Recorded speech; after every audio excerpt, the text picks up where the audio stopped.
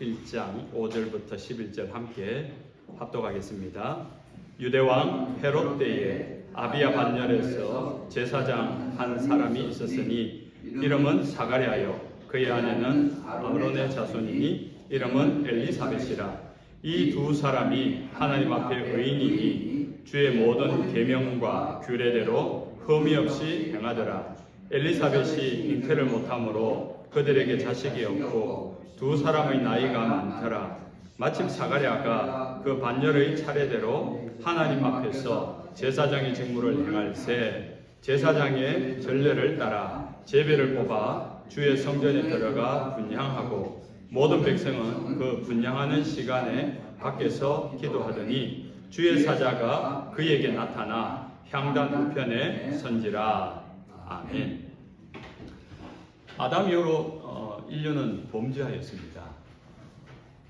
그 범죄한 인류를 구원하기 위하여 인류적인 구원을 이루시는 하나님의 큰 구원 사건이 구약에 한 번, 신약에 한 번 있었는데, 구약에서는 이스라엘 백성을 택하여서 출애굽을 하고 하나님 나라를 만들어 가십니다. 그것이 아브라함과 이삭과 야곱과 요셉의 약속으로 이어진 하나님 나라를 정말 사람의 눈으로 볼 수 있도록 하나님 나라의 법, 율법을 주셨고 하나님 나라의 뜻을 나타내 주셨습니다. 그리고 신약에 와서는 예수 그리스도의 십자가의 죽으심으로 말미암아 모든 인류 누구든지 예수 그리스도를 믿게만 하면은 예수 그리스도의 십자가의 그 대속의 죽음으로 말미암아 그 죄가 용서받고 구원을 받는 일이 일어난 것입니다. 그것이 로마서 10장 13절에 누구든지 주의 이름을 부르는 자는 구원을 받으리라 라고 선언하신 이유인 것입니다. 누구든지입니다. 그가 믿음의 가문으로 잘 생활했든지 아니면은 처음 그가 예수를 믿었든지 많이 배워서 똑똑한 사람이든지 배우지 못하고 가지지 못했다 할지라도 그가 누구든지 예수 그리스도 이름을 부르고 믿기만 하면은 구원을 받을 수 있다는 것, 그것이 하나님의 구원의 열심이고 은혜였던 것입니다. 그 하나님은 지금도 열심히 우리의 구원을 위하여 일하고 계십니다. 오늘 본문은 특별히 하나님이 어떻게 하나님의 일을 이루어 가는가를 좀 살펴보려고 합니다. 인류의 구원을 위해서 예수님이 이 땅에 오신 때가 오늘 본문 5절을 보면은 유대왕 헤롯 때라고 합니다. 이거는 역사적 기록에도 남겨진 내용인데요. 이 헤롯 왕의 배경을 살펴보면은 그는 성격 장애를 가졌습니다. 그리고 인격 장애를 가졌습니다. 그가 살아온 삶의 배경이 어땠는지 모르지만은 그가 행한 행위들이 기록이 되어 있는데 그는 왕이지만은 폭력적인 왕, 난폭한 왕이었습니다. 폭군이라고 하지요. 자신의 손으로 자신의 자녀를 다 죽입니다. 자신의 장모를 죽입니다. 자신의 아내도 죽입니다. 그리고 유대인의 왕이 태어났다는 소문만을 듣고 그 베들레헴 인근 지역 전체의 유아들을, 2살 아래의 모든 유아들을, 신생아들을 다 죽여버릴 정도로 굉장히 특이한 성격을 가진 왕입니다. 이런 왕이 다스리는 시대입니다. 암울하지요. 절망적이지요. 모든 권력을 가진 왕이 자기 마음대로 하니까, 마음에 들지 않으면 그 즉시 죽일 수 있으니까, 그런 시대 속에 살아간다는 그 자체가 굉장히 불행한 일일 수도 있다는 생각이 듭니다. 한마디로 사람의 눈으로 볼 때 가장 어둡고 절망적인 그 순간에도 하나님은 여전히 일하고 계시다는 겁니다. 우리 인간의 눈으로 볼 때는 도저히 이 시대는 가망이 없어, 이 나라는 절망적이야 라고 할 수 있을지 모르겠지만은 그렇게 절망적이고 가능이 없을 때에도 하나님은 여전히 일하고 계신다는 겁니다. 인간의 눈으로 볼 때는 가망이 없는 그때에, 가장 절망적인 그때에 하나님은 오히려 일할 때가 되었다는 것입니다. 그래서 우리는 하나님의 시선으로 세상을 바라보고 시대를 바라보는 그 믿음의 눈을 가지는 것이 중요합니다. 그래서 우리는 생각의 발상을 좀 바꿔야 됩니다. 우리가 이렇게 신앙생활을 하다 보면 하나님을 믿습니다 라고 하는데 여러분들도 그렇잖아요. 하나님을 믿는데 내가 그 믿음으로 내가 기도하면서 내 병이 좀 나았으면 좋겠다. 내가 기도하면서 내가 당한 어려운 문제가 좀 해결되었으면 좋겠다. 좀 그런 기적도 경험하고 싶고 능력도 경험하고 싶고 기도한 것에 대한 응답도 듣고 싶고 그렇지 않습니까? 그러신 분만 아멘. 아멘 한 분에만 그 일이 일어날 것입니다. 네. 그러면요, 우리의 인생 가운데 참 재미있어요. 우리는 본능적으로 아프지 않기를 바라고 있지만은 사실은 아파야지 치유하시는 은혜를 경험할 수 있어요. 좀 어려움에 처해 봐야지 그것이 역전되고 해결되어지는 기적이라는 것을 경험할 수도 있는 것 아니겠습니까? 그래서 여러분 조심스럽지만은 여러분에게 권합니다. 정말로 여러분 몸이 아플 때 몸이 아프면 꼼짝도 못하니까 어떻게 할 수는 없는데 그때 정말 진통제라도 씹어 먹으면서 내가 하나님께 예배하리라. 내가 하나님께 예배한 것을 내가 지켜내겠다. 그런 마음으로 한번 하나님께 나와 보십시오. 약을 먹어도 안 되고 병원에도 안 되는데 그러면 하나님을 의지할 수밖에 없는 거 아닙니까? 그렇게 하나님께 기도하고 그렇게 하나님께 예배하는 순간 하나님의 은혜가 뭔지를 알게 될 때 그분은 병이 낫는 것보다 더 큰 걸 얻어요. 평생에 하나님이 치유하시는 것이 무엇인지를 경험할 수 있게 되는 거예요.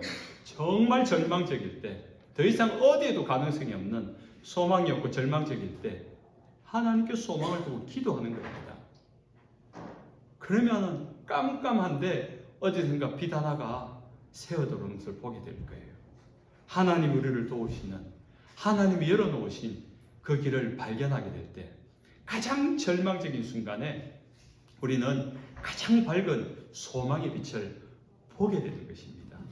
그래서 우리는 힘들고 어려울수록 하나님을 더 찾아야 되고 더 절망적일수록 하나님께 소망을 더 두어야 하는 것입니다. 그것이 하나님을 믿는 자의 믿음의 모습인 것입니다. 사랑하는 성도 여러분, 어렵고 방법이 없을 때일수록 하나님을 찾으시기 바랍니다. 하나님을 부르시기 바랍니다. 하나님께 맡기시고 하나님을 기대하시기 바랍니다. 그때야말로 하나님이 일하시는 때이기 때문입니다. 하나님은 오늘 본문에 보니까 제사장 사가랴를 통하여 일하고 계십니다. 오늘 본문 5절에 아비야 반열에 제사장 한 사람이 있었으니 이름은 사가랴요. 하나님은 전능하신 하나님이시지만은 기적을 행하고 능력을 행하고 하나님의 뜻을 행하는 것은 반드시 사람을 통해서 일하시는 줄로 믿으시기 바랍니다.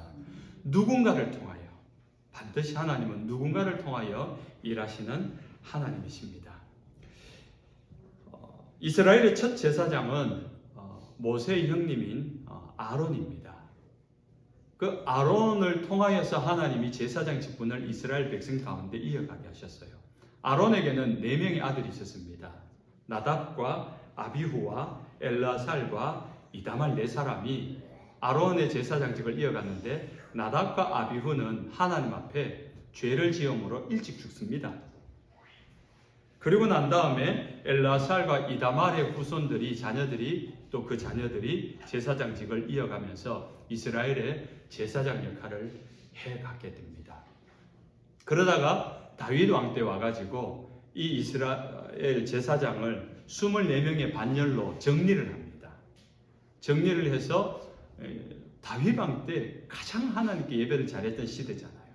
그때 나라가 번성하고 그 하나님을 경외하는 그 믿음으로 말미암아 다윗의 신앙과 믿음으로 그 아들 솔로몬 때 최강대국이 되지 않습니까? 그러나 그 이후로 이스라엘은 타락합니다. 어느 정도로 타락하느냐? 이스라엘을 하나님께서 그냥 지워버릴 정도로, 지도에서 지워버릴 정도로 바벨론에서 멸망을 당합니다. 그렇게 타락을 합니다. 타락을 한 가운데 멸망을 당하고 바벨론의 정복을 당하고 바벨론의 70년 포로 생활을 하게 됩니다. 그 포로 생활을 하면서 그때 이스라엘 백성이 깨닫습니다. 정말로 우리가 하나님을 범죄했구나. 하나님을 말하고 하나님을 예배한다고 성전에 모였지만은 온전하고 거룩한 마음으로 예배하지 못했구나. 그 죄를 깨닫습니다. 회개합니다. 그때에 하나님께서 이스라엘 백성들에게 나타나셔서 말씀하시는 것이 다시 제사장을 세우는데 누구를 세우는가 하면 사독 제사장을 세웁니다. 왜 사독 제사장을 세우는가 하면은 에스겔서 말씀에 44장 15절에 이렇게 기록합니다. 이스라엘 족속이 그릇 행하여 나를 떠날 때에 사독의 자손 레위 사람 제사장들은 내 성소의 직분을 지켰은즉 그들은 내게 가까이 나와 수종을 들되 내 앞에 서서 기름과 피를 내게 드릴지니라. 조금 더 보충하면 에스겔서 48장 11절에 이렇게 말합니다. 이 땅을 사독의 자손 중에서 거룩하게 구별한 제사장에게 돌릴지어다. 그들은 직분을 지키고 이스라엘 족속이 그릇될 때에 레위 사람이 그릇된 것처럼 그릇되지 아니하였느니라. 무슨 말인가 하면 이스라엘이 최종적으로 멸망하기 전에 타락할 대로 타락했을 거 아닙니까? 그렇게 타락했을 때 이스라엘 백성들이 타락은 이루 말할 수 없죠. 근데 누가 또 타락을 했는가 하면은 그렇게 예배를 인도하던 제사장들이 레위 지파 사람들이 다 타락한 거예요. 다윗왕 때 24명의 반열을 세웠다고 했지 않습니까? 근데 23명의 반열이 다 타락하고 딱 한 사람, 그 사람은 타락하지 않고 레위 지파 사람들이 다 타락해서 그릇된 길로 갔는데 사독 제사장만이, 그의 자손들만이 그릇된 길로 가지 아니하고 그릇된 레위 지파처럼 하지 않고 제사를 지키고 예배를 지키고 하나님을 향한 마음을 지켰다는 겁니다. 세상 모든 사람들이 그냥 한 길로, 같은 길로 가고 있는데 그것이 하나님께 죄다라고 해도 무시하고 그냥 사람들이 살아가는 방식대로 다 같이 휩쓸려서 살아가는데 딱 한 사람 반대로 돌아서서 이것은 하나님의 뜻이 아니야 라고 말하면서 하나님의 뜻을 향해서 나아가더라는 거죠. 그 믿음을 지키고 그 성전을 지키고 그 제사를 지켰다는 겁니다. 얼마나 외롭겠습니까? 외롭기만 하겠습니까? 한 사람이 유별나게 자신들과 같이 행동하지 않는 것을 보고 얼마나 그를 욕하고 눈치 주고 핍박하고 그를 괴롭혔겠습니까? 왕따 당하지 않았겠습니까? 그런데도 믿음을 지켰더라는 거죠. 하나님을 경외한 그 믿음을 지켜낸 그 사도. 여러분, 이 구약의 타락했던 시대에서 신약 예수님의 시대까지 넘어오는데 400년의 기간이 있습니다. 이 기간 400년을 중간기라고 합니다. 시대적 배경으로 볼 때 중간기라고 하는데 이 중간기 동안에 어떤 일이 있는가 하면 하나님이 아무런 말씀을 하지 않아요. 선지자를 보내지도 않고 어떤 꿈이나 환상이나 예언이나 이상을 보여주지 않습니다. 선지자를 보내지 않았다는 것은 말씀하지 않았다는 겁니다. 그러면 이스라엘 백성들이 어떻게 살아야 됩니까? 지금껏 자기들이 알고 있는 말씀, 하나님의 율법으로 주신 말씀, 그 말씀을 가르치는 제사장들이 하나님의 말씀을 잘 가르치면서 지켜오면 됩니다. 그런데 그 결과가 어떻습니까? 구약이 끝나고 400년의 암흑기 중간기가 끝이 나고 신약이 시작될 때 뚜껑을 열어보니까 이 사건이 나오잖아요. 예수님이 왔을 때 공생애를 시작하면서 성전에 들어갔을 때 그 성전의 상황이 그들의 신앙의 수준이었습니다. 성전은 경건하고 예배함이 아니라 장사꾼들이 비둘기를 팔고 소를 팔고 양을 팔고 환전상들이 환책을 가지면서 장사하는 강도의 소굴이 되었다 합니다. 성전이 강도의 소굴이 되었다 정도로 타락했다는 겁니다. 그런 타락한 시대에 오늘 본문 사가랴 제사장이 하나님 앞에 율례와 법도를 지키며 하나님 볼 때에 그는 의인이다라고 말하면서 마치 사독 제사장이 모두가 타락해 갈 때, 동료들이 그 제사장들이 다 타락해 갈 때 하나님을 경외한 그 믿음을 지켜내었던 그 한 사람의 사독 제사장처럼 신약 시대가 시작되면서 모든 백성들이 타락할 때 그 성전을 지키며 예배했다는 겁니다. 사가랴가 왜 그랬을까요? 400년이 지난 그 400년 전 사독 제사장의 후손입니다. 사가랴가 그 조상 사독의 신앙을 이어받은 후손인 겁니다. 그의 아내가 된 엘리사벳도 아론의 후손입니다.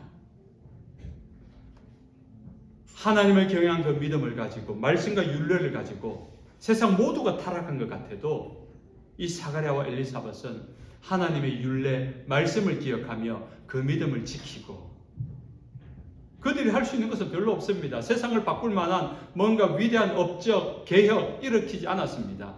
그들이 할 수 있는 것은 그냥 성전에 들어가서 하나님을 예배하고 그 말씀한 대로 자신을 정결하게 지켜내면서 세속에 물들지 아니하면서 예배하는 그 사람을 통하여 하나님은 일하고 계셨던 겁니다. 사가랴와 엘리사벳 부부는 오랫도록 자식이 없었습니다. 오늘 본문 7절에 보니까 엘리사벳이 잉태를 못함으로 자식이 없고 두 사람의 나이가 많더라. 왜 이렇게 밝히는가 하면은 그 당시 율법의 시대를 볼 때 결혼을 했는데 자식을 낳지 못하면은 이유가 있다. 남들 다 낳는 자식을 왜 낳지 못하느냐, 임신하지 못하느냐. 그것은 죄가 있기 때문이다. 그 사람에 무슨 죄가 있기 때문이다. 죄인이라는 거죠. 그러니까 자식이 없는 그 여인을 보면은 죄인 취급을 했던 것입니다. 그러나 사가랴와 엘리사벳은 죄인이 아니라 그 당시 누구보다도 의인이었습니다. 믿음으로 살았고 세속에 물들지 아니했고 타락하지 않았고 그렇게 신실한 믿음으로 살았는데 왜 자식이 없는 겁니까? 왜 죄인의 소리를 들어야 되는 것입니까? 이것은 오늘 우리가 이 시대를 살아가면서 똑같은 고민을 할 수 있습니다. 하나님, 내가 주일 성수를 얼마나 잘하는지 알지 않습니까? 내가 하나님을 향하여서 구별된 11조와 온갖 헌금을 내면서 내가 교회를 봉사하고 헌신하고 내가 세상 가운데서 억울한 소리를 들어도 정말 성실하고 정직하게 살아가는 모습 하나님 알지 않습니까? 그런데 왜 나에게 이렇게 힘든 일이 생기는 겁니까? 왜 나에게 이런 병이 생기는 겁니까? 왜 나에게 이런 마음 아픈 일이 생기는 겁니까? 이해 안 될 때 있지 않습니까? 여러분 한 번쯤은, 한두 번쯤은 그런 일을 당했을 겁니다. 하나님께서는 왜 이런 겁니까? 왜 나에게 이런 일이 일어나는 겁니까? 사가랴와 엘리사벳이 그런 상황인 겁니다. 왜 나에게 이런 일이 일어나는 겁니까? 여러분, 우리가 믿음으로 살아가는데, 하나님의 바른 믿음으로 살아가는데 고난이 오고 어려움이 온다. 그러면 그것은 하나님의 특별한 계획이 있음을 믿으시기 바랍니다.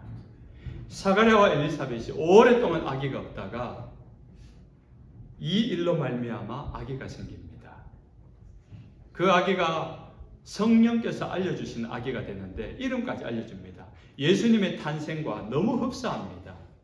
세례 요한은 예수님보다 6개월 먼저 잉태됩니다. 성령님이 오셔 천사가 와서 알려줍니다. 장차 이 아이는 많은 사람을 하나님께로 돌아오게 하는 그 사명을 줍니다. 하나님의 계획, 하나님의 뜻을 이루기 위하여 하나님께서 준비한 계획이었습니다. 그래서 오히려 이 세례 요한을 통하여서 이제 세상을 구원할 메시아가 이 땅에 온다는 것을 처음 알게 되고 그것을 세상에 알리게 되는 세례 요한이 사가랴와 엘리사벳을 통하여 태어나게 되는 겁니다. 얼마나 외롭고 얼마나 힘든 시간들이었겠습니까? 그런데 이들을 향하여서 성경은 이렇게 기록합니다. 주의 모든 계명과 규례대로 흠이 없이 행하더라. 흠이 없이 조그마한 마음의 불만이나 낙심도 없이 내가 주님을 향하여서 이렇게 열심히 헌신하였는데 왜 나에게 이런 일이 일어납니까? 라고 하면서 잘못되지 않았다는 겁니다. 자신의 삶을 방치하지 않았다는 겁니다. 죄를 허용하지 않았다는 겁니다. 여전히 하나님을 바라보아 힘들고 괴로울 때마다, 낙심이 될 때마다 여전히 하나님을 바라보았고, 여전히 하나님께 기도하였고, 여전히 하나님을 향하여 봉사하였다는 것입니다. 모든 상황 속에서 하나님의 말씀을 기억했고 하나님의 말씀대로 순종했던 것입니다. 그 결과 엘리사벳이 잉태하여 낳게 되는 그 세례요한을 통하여 갈 바를 알지 못했던 이스라엘 백성들이 예수 그리스도를 알아보고 찾아 나오게 되는 겁니다. 15절과 16절에 이 세례요한이 어떤 역할을 한다고요? 모태로부터 성령의 충만함을 받아 이스라엘 자손을 주 곧 그들의 하나님께로 많이 돌아오게 하겠습니다 라고 합니다. 사가랴와 엘리사벳이 절망적이고 낙심이 되고 정말 힘든 상황이지만은 하나님의 말씀대로 순종하니까 주의 성령이 충만하게 됩니다. 천사가 찾아와 말하게 됩니다. 하나님의 말씀대로 순종하니까 하나님의 말씀이 없던 그 시대에 이 가정에 들려집니다. 어머니 엘리사벳이 성령이 충만하니까 뱃속의 아기 세례요한도 성령 충만해졌습니다. 여러분 부모들이 하나님의 성령으로 충만하고 하나님의 은혜로 충만하면은 여러분의 자녀와 자손들이 성령으로 충만이 될 줄로 믿으시기 바랍니다. 이제 말씀을 맺습니다. 사랑하는 하나님의 백성 여러분, 사람이 할 수 없는 일을 하나님은 할 수 있음을 믿으시기 바랍니다. 불가능한 상황에서도 하나님은 여전히 일하고 계심을 믿으시기 바랍니다. 세상이 어떠하든지 여러분 주변 사람들이 어떠하든지 하나님을 바라보면서 준비된 사람, 그 사람을 하나님은 보고 계십니다. 이스라엘이 멸망을 할 때 사독을 보신 하나님이 사독에게 약속해 주셨습니다. 그 400년이 지나서 사독의 자손인 사가랴가 하나님의 부름을 받았고 사가랴가 사독 제사장처럼 믿음으로 살아가며 그 절망의 시대에 한 줄기 빛이 되었습니다. 그리고 세례요한을 잉태하고 세례요한을 통하여서 주님 오시는 길을 예비하게 하였습니다. 세상이 절망으로 덮여버린 것 같아도 내 주변에 가능성이 아무것도 없는 것 같아도 하나님 앞에 준비된 사람, 하나님을 경외하고 그 말씀대로 살아가는 사람에게는 한 줄기 빛이 보여집니다. 근데 그 길이 살 길이고 그 길이 하나님께서 역사하시는 길인 줄로 믿으시길. 그래서 여러분 한 사람 한 사람이 주님 앞에 또 쓰임받고 또 사용되는 날들이시기를 주 예수님 이름으로 축원합니다. 아멘. 찬송하겠습니다. 찬송가 455장.